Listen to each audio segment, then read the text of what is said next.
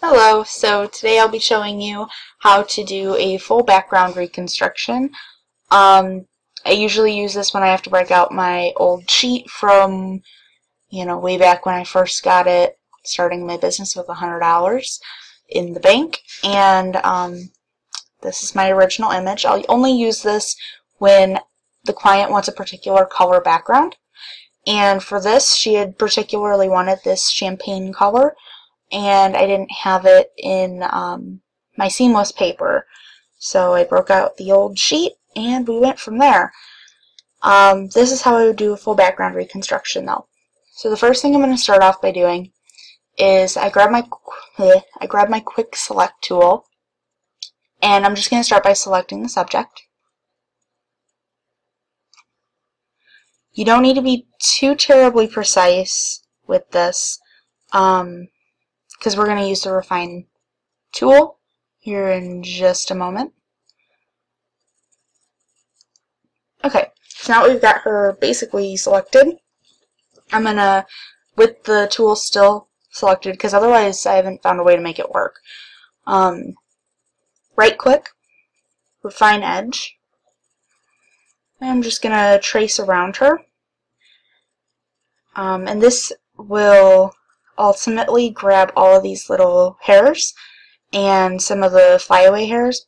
It won't grab all of the flyaway hairs, but that's kind of a good thing, because you don't want all of them, because too many flyaway hairs can make the hair look too frizzy. But if we were to just paint up against her head, it would make it look very, very edited, and it just doesn't look good. And this will also feather most of what we want feathered. Okay. Alright.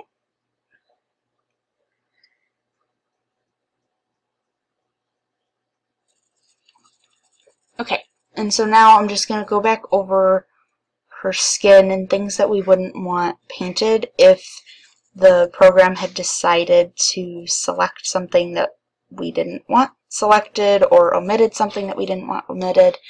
I do this just as a precaution.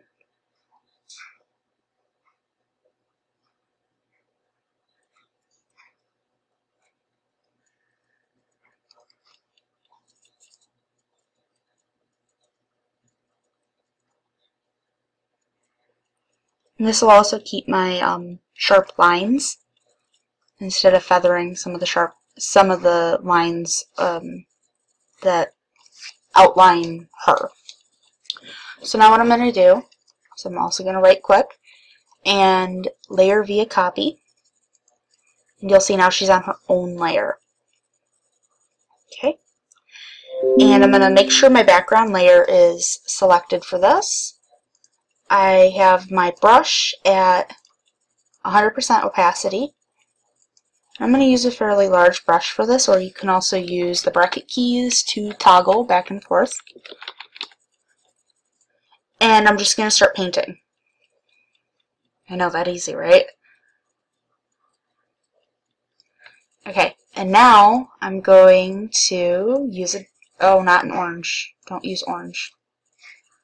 That just all sorts of messed me up. There we go. Now I'm going to use a darker color. And I'll use the shadows already on the background as a guide for where I'm going to be painting. Unless, of course, the shadow should not have been there. That would be the only time that I wouldn't use it. Let me start that over. I believe in leaving my shadows there.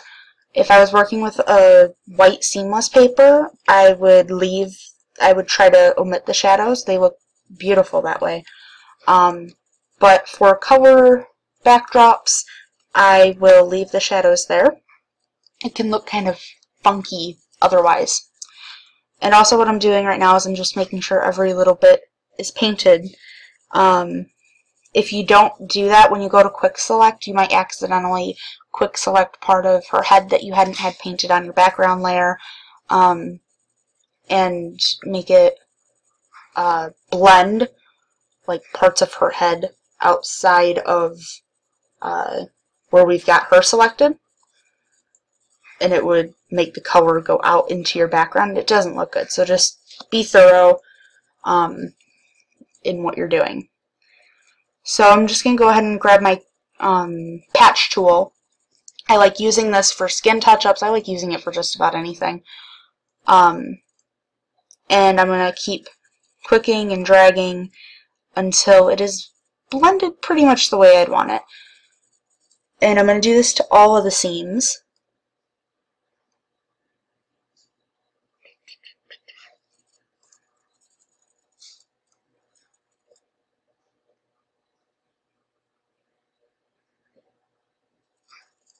Okay.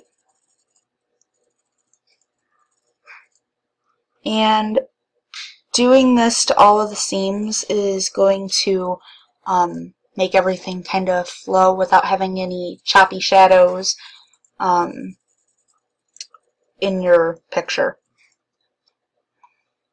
And I'll usually do it in sections. So if you see over here, the light to dark over here, I split them. The light is on this half, the dark is on this half. The dark and then the super dark, I split at about her elbow. Same thing with the light and the dark. I split it a little bit past the elbow just because I wanted some variation. I didn't want the splits to be on exactly the horizon or on the same plane.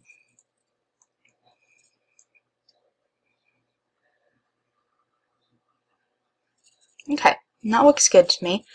And now I'm going to click Control-Shift-E to merge all the layers. And I think the only way I would finish this off to make it better would probably just be to brighten it a little bit. Ooh, not that little contrast. A little bit of contrast. Maybe take down the contrast on her face a little bit. That'd probably be it. And there's the finished products. I'm going to go ahead and show you a not side by side, starting and then ending point. So this is what we started with. And that's what we're ending with. So as you can see, a total background reconstruction. It's not at all ideal or superior over just getting yourself some seamless paper. However, if you are just starting out, you can't afford that $60 roll of 8-foot seamless paper. I completely understand. Like I said, I started with 2 tablecloths that I had sewn together, and I got really good at doing what you just saw me do. But just start saving up for seamless paper. Let me tell you that much. You're gonna thank me for it. Just save up for it. This can get very old very fast, doing this on every single picture when you've got a gallery of 20. It gets tiring.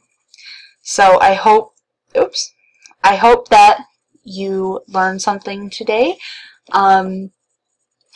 I hope that this helped anybody that might be kind of confused on doing something like this or completely changing out a color on their background. There's easier ways to do it on seamless paper, and I'll probably be putting up a video about that here soon. I've had a couple of requests for that as well. To everyone that I promised this video to, I'm sorry it's taken so long. I shot it like 3 times, so hopefully this time I actually like it. So thank you for watching. You can find me on Facebook at www.facebook.com/patricia.nicole.photos. Right now, for my local people, I'm running a 500 likes giveaway, and at the end of it, I have the feeling I'll be running a 600 likes giveaway. We're also doing an event that hasn't quite been advertised yet for low-income families in September. I believe I have it set to September 19th. So for some of my fans, go ahead and mark that on your calendars. You can obviously find me on YouTube. I'm on Instagram as well. It's just Patricia Nicole Photography on Instagram. And let's see, I'm on Pinterest. I think that's about it. So thank you for watching, and I hope this helped somebody, or I don't know, maybe you just like watching these videos. I know I did when I first started. So thanks again.